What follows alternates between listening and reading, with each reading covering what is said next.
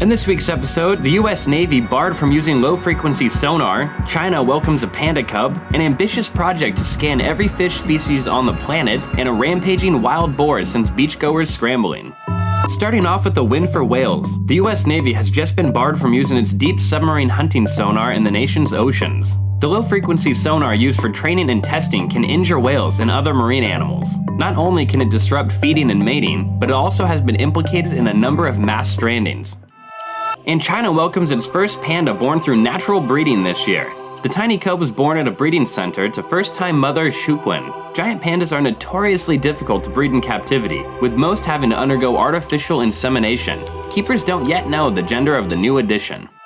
Off to the US with some good news for Dory. Scientists just announced news that blue tangs, made famous by the Disney movie Finding Nemo, have been bred in captivity for the first time. Breeding the popular fish is an important step towards protecting the wild fish from overexploitation. The blue tang is a high-value aquarium species, and all of the fish in tanks today have had to been caught from the wild.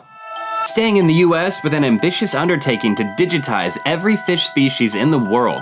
Nearly 25,000 fish species live on our planet, and a professor from the University of Washington plans to make high-resolution 3D replicas of them all. The specimens will be scanned using a CT scanner, much like a smaller version of the ones used in hospitals. The project is expected to take 2 to 3 years to complete.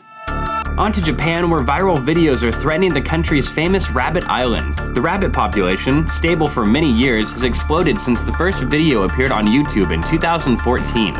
Tourists arrive in droves bearing food, the abundance of which has created an unstable population.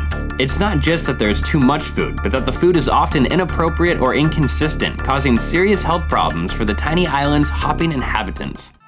And Mexican authorities are banning night fishing in gill nets in an effort to save the world's smallest porpoise. The Vaquita marina porpoise is critically endangered and is only found in the waters off of Mexico's northern Gulf of California.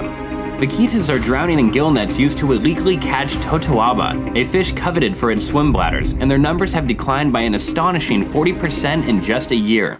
Off to Ecuador with a very unusual lizard sighting. The Pinocchio anole is so elusive that it was thought to be extinct for over 40 years, but a team of scientists recently tracked it down and filmed their amazing encounter. Rounding off with this rampaging wild boar. The huge creature sent beachgoers scrambling after it emerged from the sea and started ramming people in an attempt to escape the fenced area.